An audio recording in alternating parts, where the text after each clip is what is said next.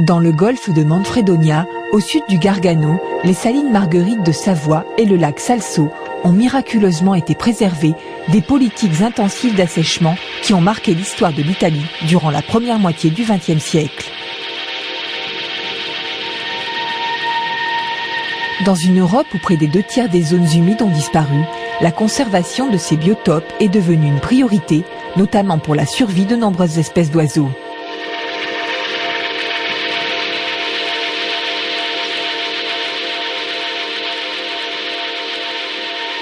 Chargé de sauvegarder ces zones marécageuses, Maurizio Marese a été amené à porter une attention plus particulière aux différentes colonies d'oiseaux qui peuplent la région.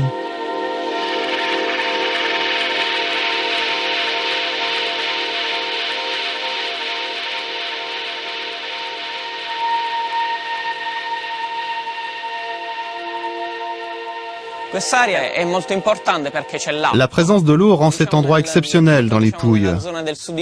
Dans le sud de l'Italie, l'eau se fait très rare. Or, où il y a de l'eau, il y a la vie et des équilibres biologiques se créent.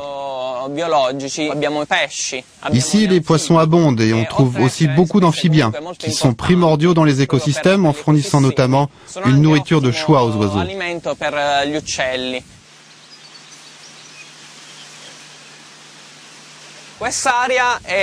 Il faut aussi souligner l'importance de ces forêts de joncs qui servent d'abri aux hérons qui nidifient. La plupart des hérons vivant en Italie se trouvent là. On peut y observer des espèces rares de hérons.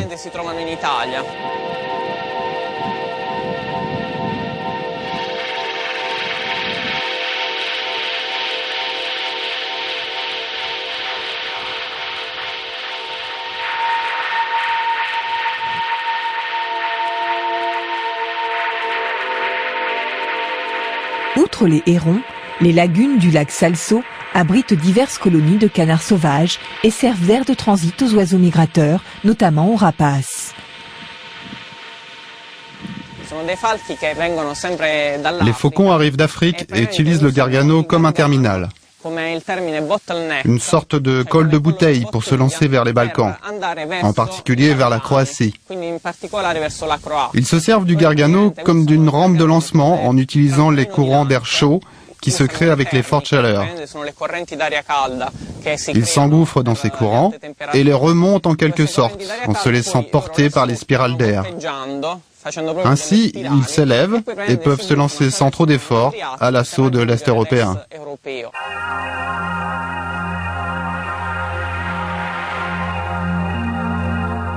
Il y a une cinquantaine d'années, l'Eris mature à tête blanche, un canard sauvage, vivait encore dans la région. Victime de la chasse, il a complètement disparu. Un programme de réintroduction de cette espèce a donc été lancé. Actuellement, 45 oiseaux, importés d'Espagne, sont élevés dans une volière en vue d'une prochaine libération. Le mâle est très reconnaissable, car pendant la période des amours, pour attirer sa future compagne, il mue et porte cette tenue, disons, printanière. Son bec devient bleu, la tête beaucoup plus blanche, plus claire. Évidemment, les femelles choisissent les mâles les plus beaux, les plus voyants, car ce sont aussi les plus sains et les plus forts.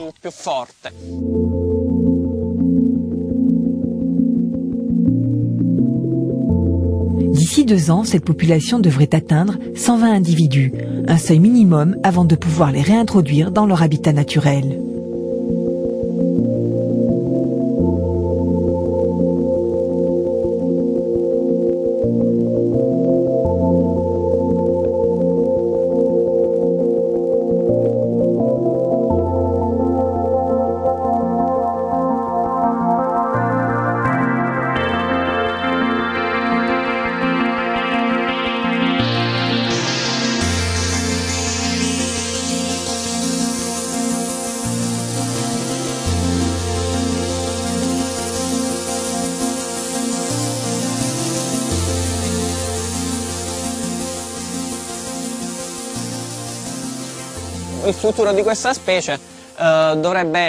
La reconquête du territoire partira d'ici. Les colonisateurs, appelons-les comme ça, devraient ensuite s'étendre dans les zones limitrophes, pour ensuite gagner toutes les autres zones humides d'Italie, qui sont les seuls habitats permettant à l'espèce de survivre. Afin de ne pas réitérer les erreurs commises par le passé qui ont conduit à la disparition de l'Eris mature à tête blanche, Maurizio Marese mène parallèlement un travail de sensibilisation auprès de la population de la région et s'attache à réhabiliter les zones dégradées qui seront autant d'habitats naturels indispensables au retour de ce canard sauvage dans les Pouilles.